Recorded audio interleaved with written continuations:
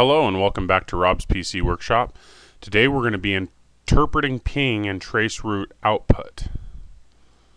So, first thing we're going to do is we're going to click the end host, click the desktop tab, and click command prompt. So we go to the end host, go to the desktop, the command prompt, and we're going to ping cisco.com.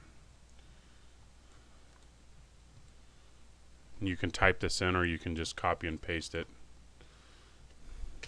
Either way, and probably won't work because it takes a while to connect to the host. So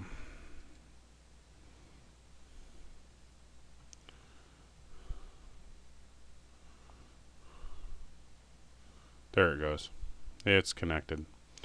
4 sent, 3 received. It took a second to connect, so that's why it took. As you can see, it said the same thing in there in the information.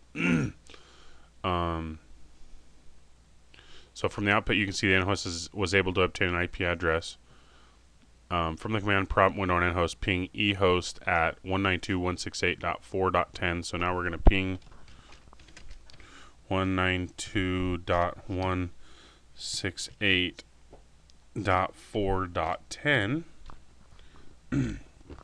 and it's supposed to fail. And it's going to say it timed out, so I'm going to press the Control C to break it. Okay, click the end branch router and then click the CLI tab.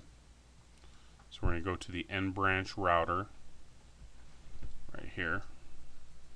Go to the CLI tab, press enter to get the router prompt.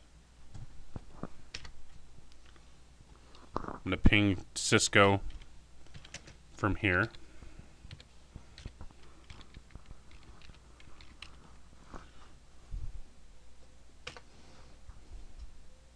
Success rate's 100%, 5 sent, 5 received. And it worked better on mine. And we can see that the ping output on the router is different from the PC host. From the CLI tab and ping ehost, we're going to ping 192.168.4.10, and it's apparently, again, the ping is going to fail.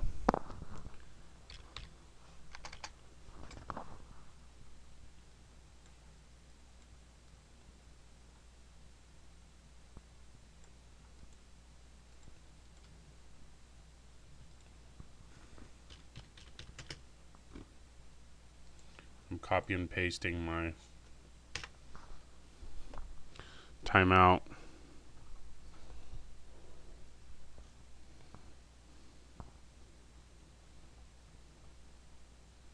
Success rate 0%. Okay,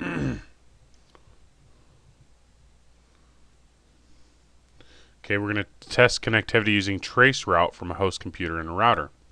So we're going to click the end host, click the desktop tab.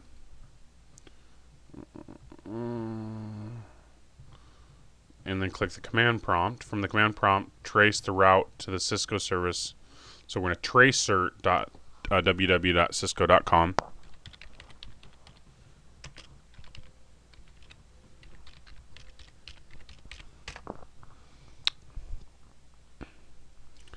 And trace complete. The above output shows that you can successfully trace a route from all the way to the Cisco server at 6400.1.185. Each hop in the path is a router responding 3 times to a trace message from the end host. So from the command prompt window on the end host, trace a route to the E host. The trace is going to fail again. So we're going to tracert this IP address right here.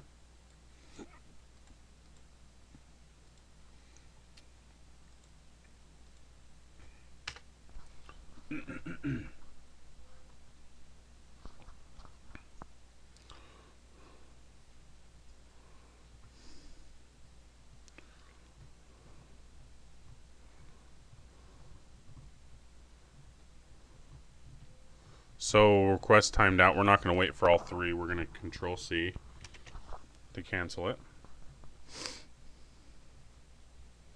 Same thing that's happening down here. The tracert command can be helpful in finding potential sources of a problem. The last device to respond was 64.100.1.154. The source of problem might not be that device, but the trace is giving you a starting point where, as a ping simply tells you that the destination is either reachable or unreachable. So we're going to click the in-branch router. We're going to go to the CLI tab and trace the route to the Cisco server at www.cisco.com. So tracert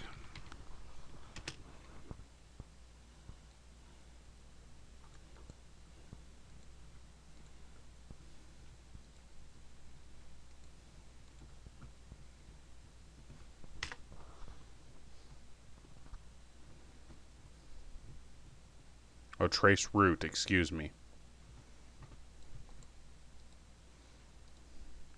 So you can see I typed in the wrong command and it didn't like it. Got to make sure you're typing in the right commands here.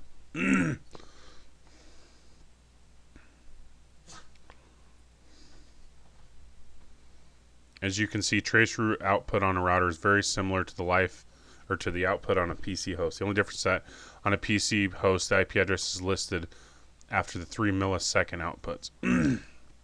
Okay, from the CLI tab on the in-branch, trace the route to the e-host at 192.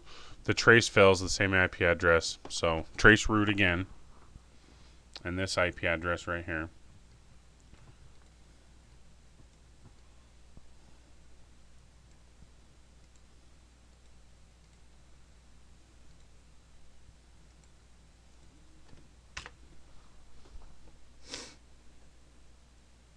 And then we get to number 6, and it's going to start having problems, so we're going to Control-C it again.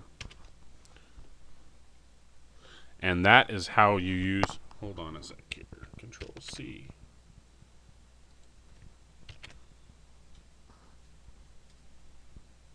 Okay, I guess I hit Escape.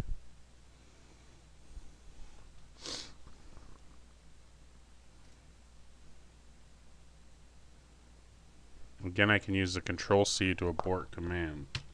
It's not working. So, we've got to wait. It's not working here. Hold on a sec.